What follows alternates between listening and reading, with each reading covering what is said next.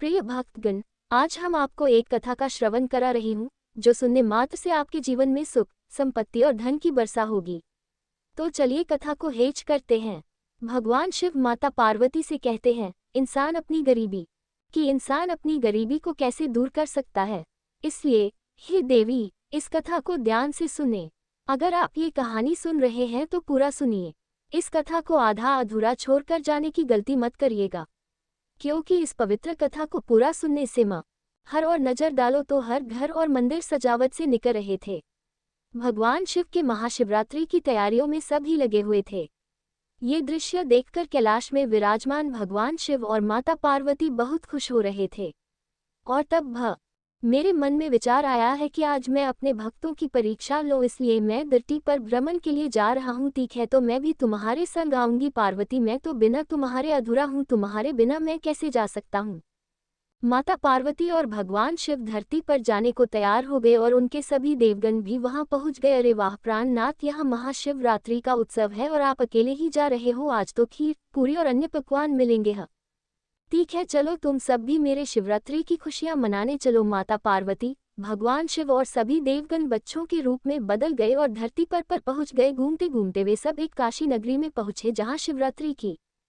चलो ना महादेव, सब मिलकर कहीं अच्छे अच्छे पकवान खाते हैं, मेरा भी मन है। चलो उस घर में चलते हैं सामने, जहां शिवरात्रि की सजावट हो रही है। लोग महाशिवरात्रि की खुशियां मनाई जा रही हैं। आओ सब निकलते हैं। अरे अरे अरे, हमें बहुत तेज भूख लगी है, कुछ खाने को दो ना। अरे वाह, यहाँ तो पूरी, हलवा, सब्जी, खीर, बहुत कुछ है। शांति, यह क्या चक्कर है। आरती का वक्त हो रहा है, अंदर आ जाओ। बाहर क्यों खड़ी हो। हाँ, मैं आ रही हूँ। हम सभी को बहुत जोर की भूख लगी है। ये कैसी बात हुई, हम आपका महाशिवरात्रि मना रहे हैं और आपको भी कुछ नहीं खिलाया। अरे नंदी, इन्हें क्या पता कि मैं वास्तव में शिव हूँ। ये मुझे एक सामान्य बच्चा समझ रहे हैं। कोई। माता पार्वती, भगवान शिव और सभी देवगण और भी कई स्थानों पर गए, लेकिन वहां भी पूजा और आरती हो रही थी। उन्हें कहीं भी खाने को कुछ नहीं मिला और वे चलते चलते थक गए। जब मानव शरीर लिया है तो इतने भोग तो सहने पड़े। उस घर में आपस में बातें कर रहे थे। तुझे खीर दी, जबकि पता था कि मंदिर में खीर का प्रसाद बांटा जा रहा है। क्या तू थोड़ी और खीर नहीं ला सकती थी माँ।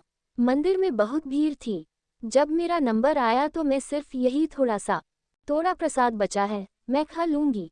माँ, हमें भूख लगी है, कुछ खाने को दो।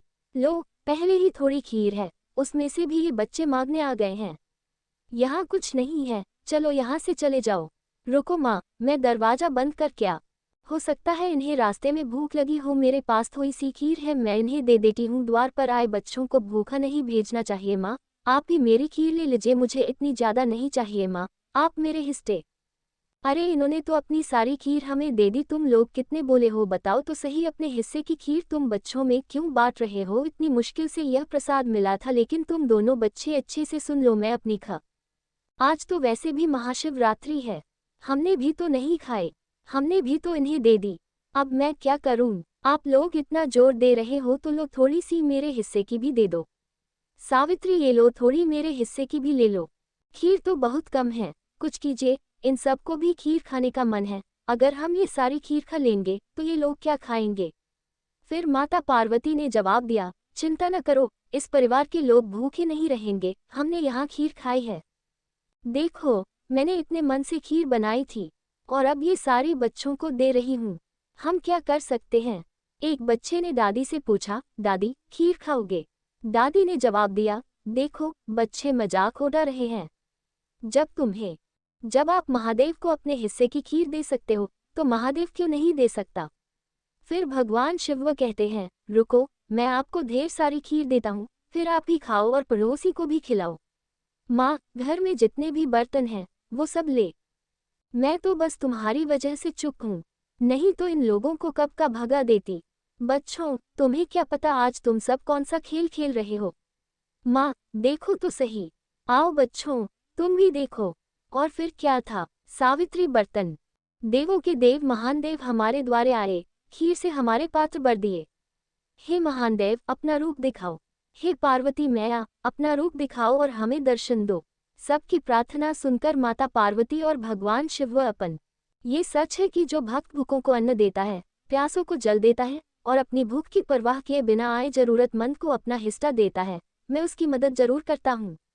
हम तो भक्तों की परीक्षा के लिए धरती पर आए थे, लेकिन आज शिवरात्रि का पवित्र दिन है और इन सभी ने हमारी बहुत सेवा की है, इसलिए हमें इन्हें उनकी सेवा का फल अवश्य देना चाहिए। बिल्कुल, हम इन्हें फल जरूर देंगे। और फिर जिन जगहों पर माता पार्वती और भगवान शिव ने अपने हाथों से सावित्री के परिवार में खुशियां आ गए और माता पार्वती, भगवान शिव और सभी देवगण उज्जैन के लिए चल दिए। उज्जैन नगरी में सभी देवगण पहुंच गए। फिर भगवान शिव अपने भक्त भोला भंडारी से मिलने मंदिर पहुंचे।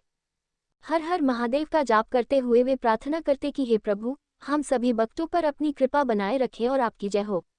जब भक्त उनसे मिलने आते तो वे प्रेम से कहते, हर हर महादेव पंडित जी, हर हर महादेव बेटा। ये लो पंडित, मुझे तो ठीक होना ही था।